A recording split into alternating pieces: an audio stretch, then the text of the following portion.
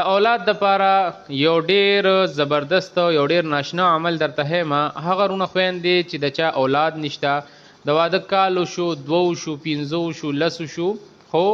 اولاد نشته علاجونه وشو وظایف مشو دعاګانې مشوي خو اولاد نکیږي یا نشته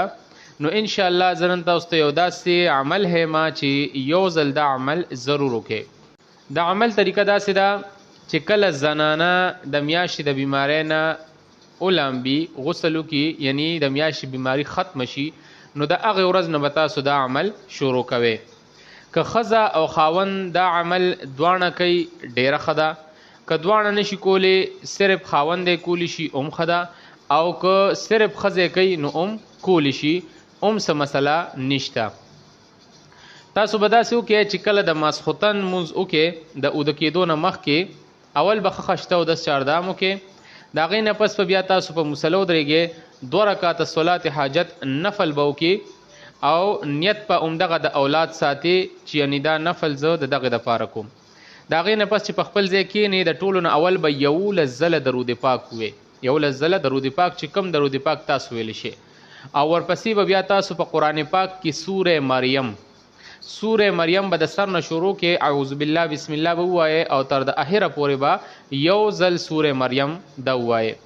د هغې نه پس په بیا تاسو د الله دا 2 نومونه یو ذاتي نوم یو صفتي نوم یا الله یا شافیو یا الله یا شافیو یا الله یا شافیو دا به یو تسبیح یعنی سلزله دا ووایئ او ورپسې سوره فاتحه الحمد شریف کم چې موږ په مونځ کې وایو چې سوره شفا ورته هم ویل کېږي 11 ځله به تاسو دا صورت ووایئ ټیک شو او آخر کې بیا 11 ځله درود پاک شروع کې 11 ځله درود پاک ورپسې اعوذ بالله بسم الله ووایه یو ځل سوره مریم سل ځله یا الله یا شافی او 11 ځله سوره فاتحه او آخر کې بیا 11 ځله درود پاک دا ټول چې کله ووي د هغې نه پس به یو ګیلاس اوبه د مخکې نه به تا ځان سره ایښي وي په هغې باندې به دم کې نیمې اوبه به ښځه وڅکي او نیمې اوبه به سړي له ورکړي د هغې نه پس هغوی د خپل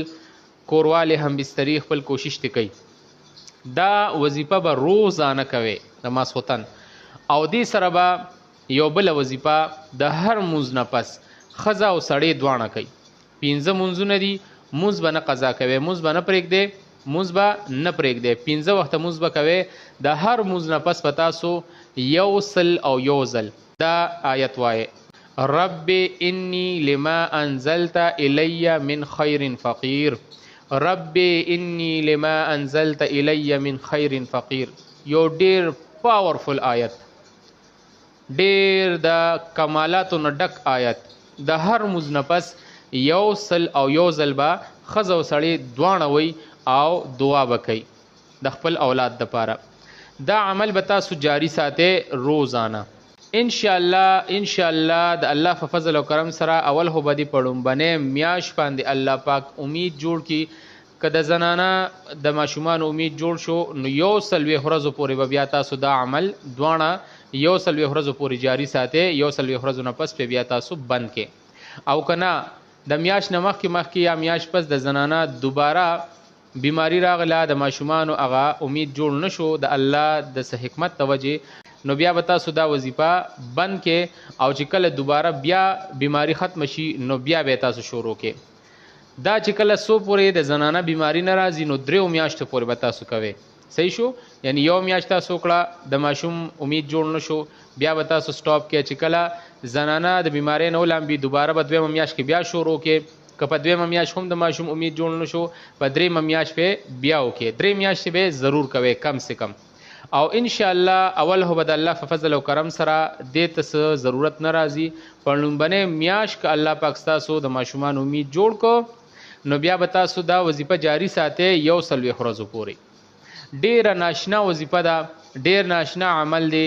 ډیر وظایف هم کړي ډیر علاجونه هم کړي یو ځل دا عمل ضرور وکړئ ان شاء الله الله به تاسو له اولاد ضرور درکړي زموږ دغه دعا ده چې الله دې هغه رونه خویندې چې د چا اولاد نشته الله دې د هغوی غېږې ډکې کړي الله دې د هغوی سترګې د اولاد په خوږو باندې مړې کړي الله پاک دې هغوی له روغ جوړ صحتمند او خشته اولاد ورکړي